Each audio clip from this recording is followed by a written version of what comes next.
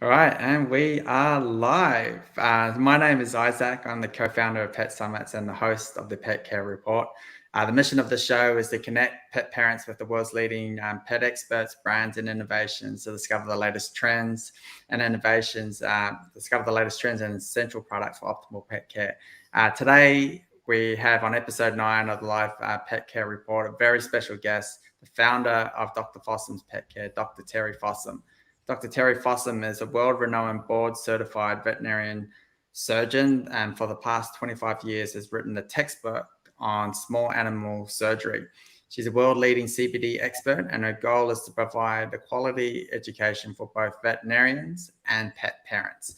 With July 4th just around the corner, as we know, this is one of the biggest times of the year for so many people are out celebrating. However, the truth is, most animal companions are frightened and even traumatized by fireworks. So today, Dr. Fossum is going to help us understand the science behind CBD and the benefits of helping our dogs relax with anxiety. Welcome, Dr. Fossum. Thank you so much for coming on board today. Thank you for having me. My pleasure. I think one of the questions that I had, but I think is a really good way just to lead into is talking about, why it was that you got into CBD. Yeah, so I got into CBD because I have an elderly Labrador who has lameness issues and has anxiety issues. And I had tried him on a number of different medications, non-steroidals for his mobility, trazodone for his anxiety, and he did not do well with any of those medications. And so I started researching CBD, which was relatively new in pets at that time, and became a believer that there were a lot of potential benefits for those products, but also well aware that there are a lot of fraudulent products on the market. In fact, one study showed that 70% of the CBD products that are on the market today either don't have any CBD in them or don't have the amount of CBD in them that the label claims. So there's no regulation on that. And you do have to be very careful if you purchase these products that you're actually getting what you're paying for. And because that's something that we've heard quite a bit from many people. So when pet parents are looking to buy the products, what are some of the key things that they need to look out for? So a couple things. First off, don't buy from a company that primarily produces human products, because what we have found is they have spent very little, if any, time trying to figure out how to adequately dose their products for pets. And, in people, a lot of times when they dose, they're like, take, a teaspoonful. It doesn't matter if you're a woman or a man or, dogs go from a pound, to 200 pounds. We have to dose them based on weight, but a lot of these human companies have not figured that out. And so you can't appropriately dose them. You're either underdosing them or overdosing them, but generally people are way underdosing them. And so they're not going to see an effect at that dose. The other thing is that every reputable company has a certificate of analysis on their product, and that's a third-party test. So what it will do is it will show you what cannabinoids are in the product. Remember that there are like over 140 different cannabinoids in the cannabis plant. CBD is the best known, but it's certainly not the single cannabinoid that's out there, even the one that's most beneficial. So if you check a certificate of analysis, it'll tell you what cannabinoids are in it, but it'll also tell you if there are heavy metals, pesticides, or herbicides in it. And the reason that is so important is that the cannabis plant is a soil remediator. They planted it around Chernobyl to pull radiation out of the soil. It will pull anything out of the soil where it is planted. So if, let's say it was a place where tobacco was grown and they used a lot of pesticides, that's going to be concentrated in the flower, and the flower is where the medicinal cannabinoids come from. So be really careful that you look at a certificate of analysis, that they have one, and that there's third-party verification of what's in it. And then the other thing I would also say is, be careful. There are people out there selling hemp oil. Hemp oil doesn't contain any cannabinoids.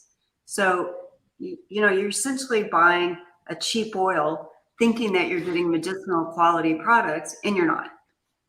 And some of it's not even, it's cheap in quality, but not cheap in price. So it's because of the marketing that they're able to get away with. So yeah, no, that And yeah. people don't know. Yeah. What are some of the biggest comments, concerns being in America, and with July 4th coming right around the corner, especially with pet anxiety? Yeah. So, obviously any loud noises are triggers for a lot of dogs, but fireworks are something, altogether different.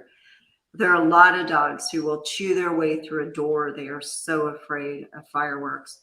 And so generally what we recommend, the way to use, so CBD products can definitely help chill these animals out. But the way to use them is not to give them just a few minutes before you think the trigger is going to happen, whatever it might be. In somebody's case, maybe it's not fireworks. Maybe it's somebody coming to the door, or, it's separation anxiety or something else. But the fact of the matter is that what you want to do is you want to give the CBD long enough to get blood levels. If there's one particular trigger, then give it for 5 or 6 days before that trigger is going to happen, if you can. If it's general stuff, and there are a lot of dogs out there, like right now, separation anxiety is huge because with the pandemic, people are home and now they're back at work, and these poor pets don't know what to think. Those, I would just give a low level of CBD twice a day, every day, because they're going to maintain blood levels. And I think these dogs feel better when they're getting it. So. Yeah, and I guess like they work, allergies is such a big thing, and the more we've got an allergy summit coming up, and from the veterinarians that we're speaking about, they talk about they're seeing more and more cases. So even if we're not for anxiety, the other additional health benefits that they can get from CBD will be very beneficial in calming this down. What were some of the ways that you would recommend on how to take CBD to help, and how does it relate to fireworks? Yeah, so there's various forms of CBD out there.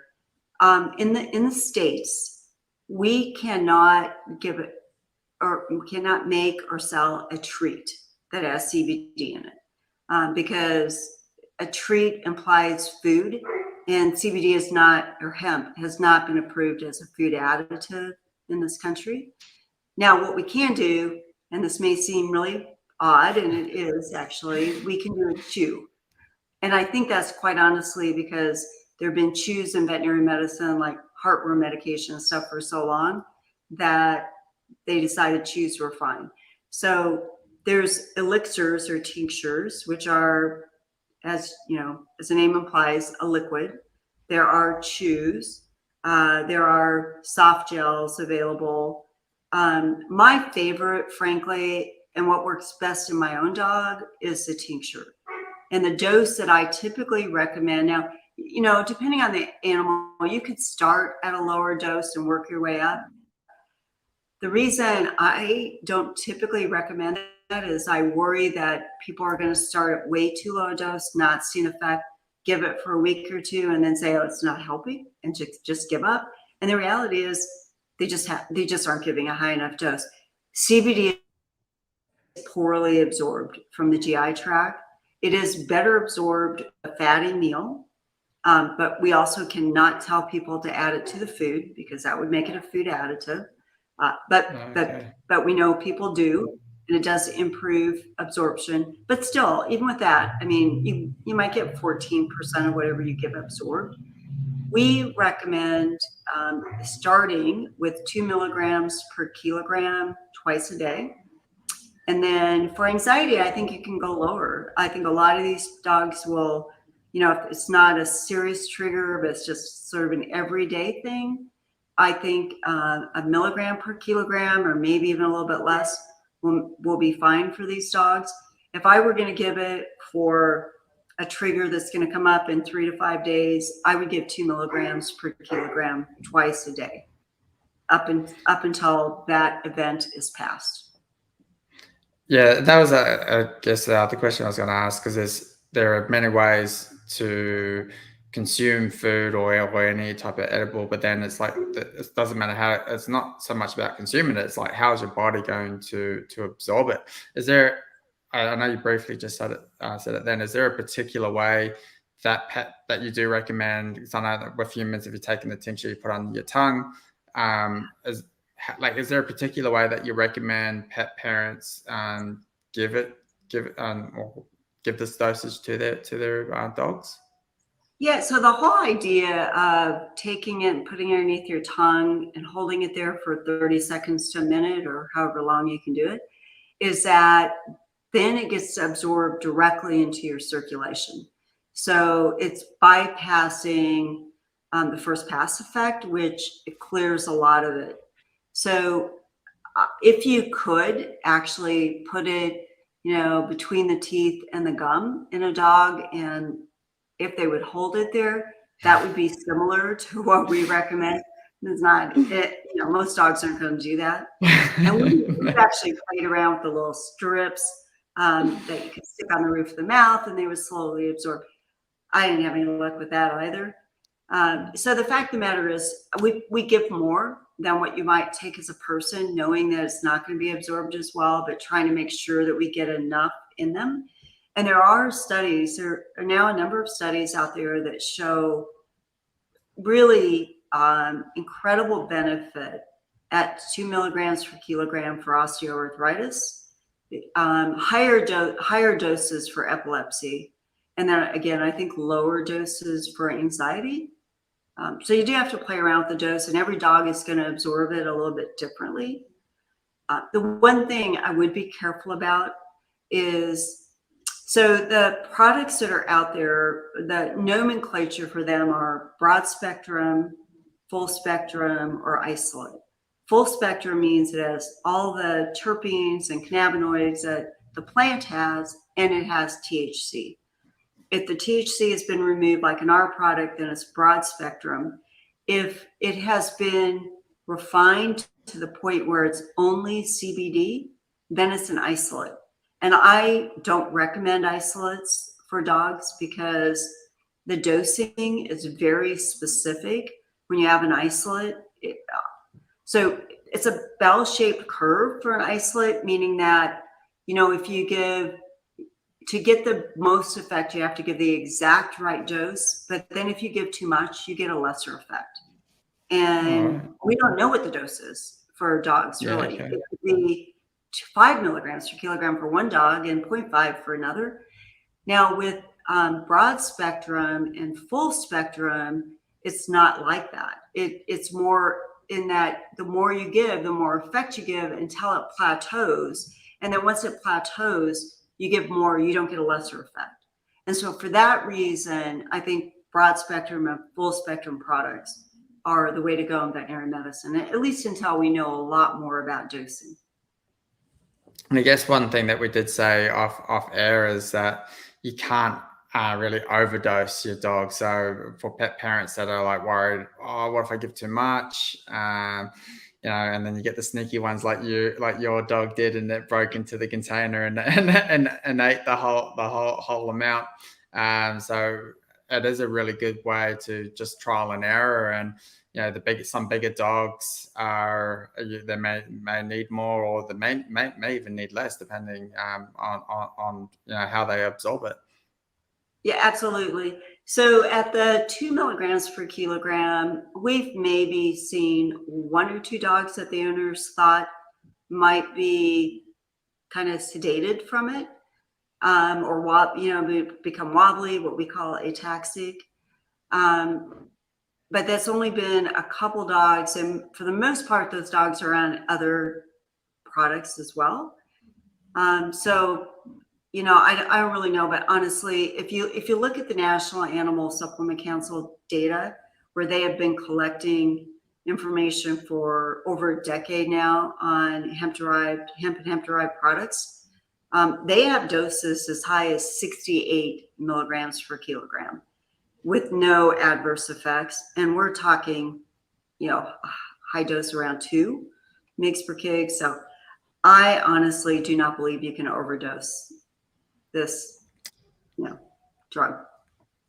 And what about like so we had on the Senior Dog Summit, we had Dr. Doug, who was the founder of Turmeric Life, and he talks about how when you're using turmeric, you need curcumin to activate the turmeric. Is there any like types of herbs that you recommend that maybe assist with the cannabinoids and with their dogs, or is it just best just to give it by itself? So there are, keep in mind again, there are terpenes and flavonoids in the cannabis plant, and the terpenes themselves have activity. So it's the things like linalool and myrcene, and some of these that are natural components of a lot of the different fruits. It's actually the terpenes for the most part that give that kind of earthy, smell and taste to hemp derived products. So you're getting some other things. Now, I actually, we did add to our chew, we have added some curcumin to it because I think it's great for mobility. And I figured, what the heck, why not, add something else that we know will be a benefit. So yeah, I think that we can do that. So the other product that we just came out with, and again, I have an old dog, and he's becoming somewhat demented. And I have a good friend who's a neurologist who treats a lot of dogs with canine cognitive dysfunction. And what happens with those dogs is, to a certain extent, they become anxious. That's why they pace and, keep people awake at night and, get stuck in corners and stuff like that. Some of that is anxiety. And so we just came out with a product that is a combination of 11 different ingredients. Some are Chinese herbs and some are more conventional Western therapies. But we believe that there was benefit in combining all of those into one capsule that people could give easily. And I honestly could not be more thrilled with what the feedback we were getting for people. I mean, people are literally telling us that they had these older dogs that they'd given up on, they were going to euthanize. And a lot of it is because the dogs are restless at night and keep them awake at night. You can only do that for so long. And then, you don't feel good. And these dogs are stopped. We're actually reversing their dementia. We'd hope we could prevent it, but we're actually reversing it. And our pilot data suggests that we're seeing on average about a 40% improvement in their cognitive scores after they've been on our product for 30 days. So we're really excited about that. So honestly, in an old dog, I think CBD plus something for cognitive dysfunction, like our product is called Cognicaps. I think is a great combination. That's interesting. I think we just did the Senior Dog Summit, so I think the next one we'll have to get you on to talk about that, because that's we love our animals and we want them to live as long as possible. And unfortunately, when they start to go down, it's quite sad. If there's ways that we can slow that process down, whatever we can. If there's a product out there that's available, that'd be amazing. My next question: what does CBD or what, CBD versus other possible solutions in particular with anxiety? So there are some prescription meds out there that you can get. I've had my dog on them. One of the better known ones is trazodone. The issue that I had with it and why I didn't want to keep giving it to my dog is while it certainly did chill him out, it also sedated him. And I didn't want my dog to be sedated all the time. But yeah, there are a few other things that you can get out there, you can purchase. I don't know what's available in your market, but you do want to watch for sedation. Yeah. The whole point is to get them calm and enjoyable, not so they're sleeping. They're just sleeping all the time, unless you got a little Frenchie who just loves to sleep all day. So that's what he loves to do. If we were to just to finish things off, what are some of the key tips that you would give for pet parents coming up to July 4th that they can do to help their dogs manage the stress that they may experience during this time? So from a product standpoint, if you can get a hold of a good product, I say start giving it now. It's not too early. So twice a day. And again, I'd give 2 milligrams per kilogram twice a day. I might even up that dose a little bit. If my animals tolerated it really well, I might up it a bit on the day of. Then the other things are common sense. Keep them, if they're more comfortable with you, keep them with you. If they're more comfortable in a dark, quiet place, put them in, a closet or something. Just try and keep them quiet. Get them through that, 4 or 5 hours where the fireworks are going off, and then, the next day you can really let them go back to normal. But start now. Don't wait, because there aren't many medications that you can give, and see an immediate effect when it comes to anxiety. Yeah, okay. I think that those are really great tips. July 4th in America is one of the biggest days in the year, and it is a great time to celebrate. But we also have to be careful of how it affects our dogs. So thank you, Dr. Fossum. It was an absolute pleasure to have you on here. Got the links to your Facebook site. We're also very excited for everyone that doesn't know that you're going to be a guest speaker at the Anxiety Summit, which is going to be released in September. So super excited about that. Are there any other products that you have coming up in the future, or you got something that you want people to keep an eye out in the future? So we're looking at we're really a company that wants to do natural products that fill an unmet medical need. Canine cognitive dysfunction was certainly one of those. We're looking at some other things, urinary incontinence for one. So stay tuned. But again, it's all going to be natural products. So. Yeah, cool. Well, thank you so much again. And to everyone out there, make sure that you take care of your pets. Happy July 4th from Australia. We love all you guys in America. I say thank you. Thank you.